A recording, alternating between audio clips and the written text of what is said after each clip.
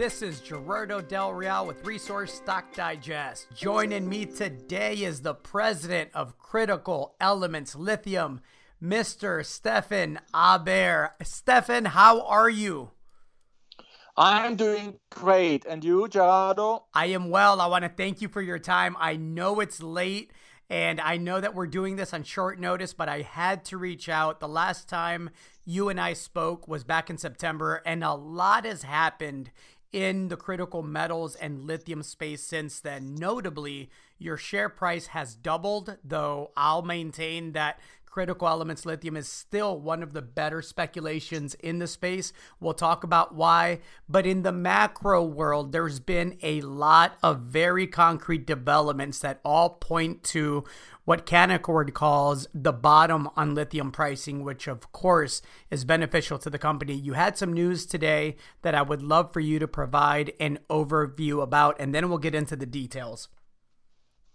Absolutely, Gerardo. I think in the last couple of days and even, let's say, in the last 2 weeks, what we are seeing is that the market in general is much more appreciating the investments into lithium stocks. Yeah. So what is it telling us? It's telling us that the market understands that new resources are urgently needed in order to support the tremendous growth of electric car sales.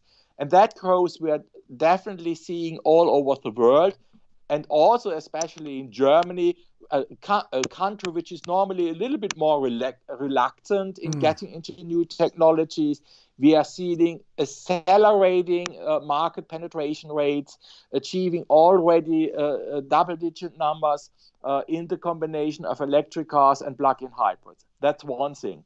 The other thing is also with the move of Tesla, saying we need to get into the lithium market. It's a wake-up call for all OEMs, for all lithium-ion battery cell manufacturers, and even I think for the cathode material manufacturers, that this material might get short, and it's definitely necessary to have a much deeper look into direct investments, much deeper than what they did in the past. Obviously, all these companies are monitoring the market in general. I think they are understanding what's ongoing, but now they're realizing that one of their peer companies are taking action and moving ahead.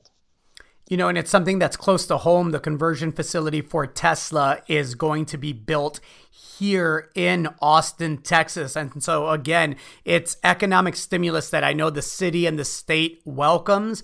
And I think you said it well. Tesla moving forward and taking aggressive action, I think, is a shot to the rest of the automakers and industry participants in the sense that they better hurry up or they're going to fall further behind. Would you agree with that? I absolutely agree, because you have to look at the risks of an investment. Everyone is thinking that, let's say, the investment into a junior mining company is of risk. Yeah, there might be here a technical risk, there might be on another side another technical risk, but at the end of the day, these are normal risks in the industry. But the much larger risk is to the OEM or to the lithium-ion battery cell manufacturer, and that's a fact that they wouldn't or might not get the material they need, for their cars, for their cells. And that risk is much higher, much larger than any kind of technical risk which would be allocated to a junior mining company. And that's what they know, and that's what they first need to realize. It's not about the discussion whether company A or company B is a little bit better, etc. At the end of the day, the major discussion is on the fact, are we getting the material or are we not getting the material of choice? You mentioned in today's release Quebec's electrical aspirations. We have to talk about the Rose project, obviously. You also mentioned that you continue to pursue several options, and I have to believe that over the past month or two, given your background and your contacts and the acceleration of interest in this space, that you're probably entertaining a lot more phone calls than you used to. Yes, of course. Anything you can share with us? Look, I mean, that's not an easy subject, let's say, to talk in the public about, let's say, which call I took. And let's say that would be, let's say, too much insight, I have to admit. But on the other side, what we are seeing in Quebec is that Canada, let's say, looking from the outside, as I am, let's say, from Germany, I'm a typically German chemist, you might want to say, with global experience. But Canada is realizing the importance of their deposits, yeah, and obviously they want to make out of that fact their best, and that would be to move as much into the supply chain as possible. And we are taking here a significant part of that idea. We do want to set up a lithium hydroxide battery grade facility.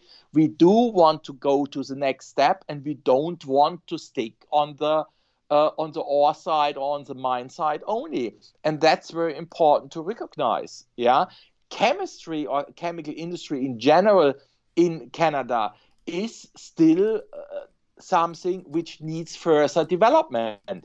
And we are taking action here, and therefore we are completely in line of the idea of the Quebec government and obviously of the Canadian government in general. Well said. You're working closely, as you mentioned in the release, with Canaccord Genuity, which is your financial advisor on the Rose project. But that's not the only project that you are looking to develop and monetize potentially. You have another project. Can you speak to that a bit? Yeah, obviously, let's say the overall landscape of critical elements is much larger than the Rose project only. Yeah, still the Rose project has tantalum as a byproduct, which is a marketable product. But on the other side, we have various lithium interceptions already showing significant lithium contents. And in the past, we drilled already a lot in order to confirm these interceptions. But on the other side, we are also holding a smaller or mid-size nickel deposit, which might or which is going to add value to the company. Well said. What do you see in the critical metal space now that it seems like everybody is finally waking up and not just realizing that there is a need for development, but actually starting to put some real capital behind it? I'm talking Europe, I'm talking the US, I'm talking everywhere, frankly. What comes next in the space? Do you see continued development into the juniors? Do you see continued M&A? How do you see this playing out with your experience? I'd love to hear your take. Yeah, let's say you will see it on different frontiers at the end of the day, because you will see, let's say, continuous support for the junior mining companies, whether it's coming from the financial market. Yeah, it's definitely getting easier to raise capital. It will come from the strategic investment side, because OEMs, just to mention them, will invest because they see the need in order to get into that.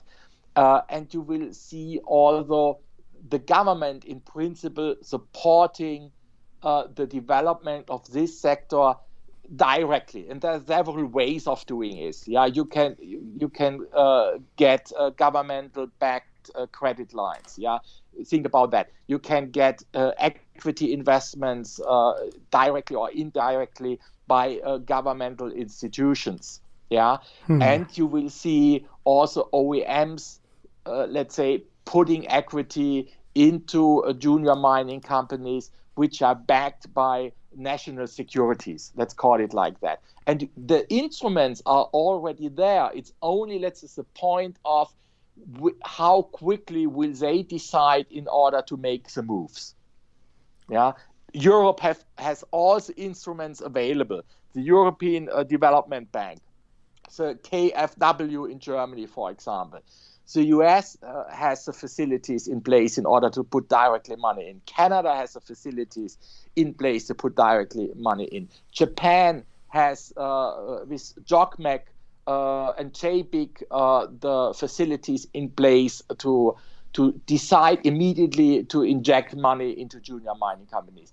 The facilities are all there. It's all a matter of how fast institutions and authorities and OEMs are going to move. Seems like an ideal time to be a Critical Elements Lithium shareholder. I agree. Is there anything else you'd like to add? Thank you so much for your time today. It was a great discussion, Geraldo. Thank you very much. Excellent. Thanks again. Take care. Bye.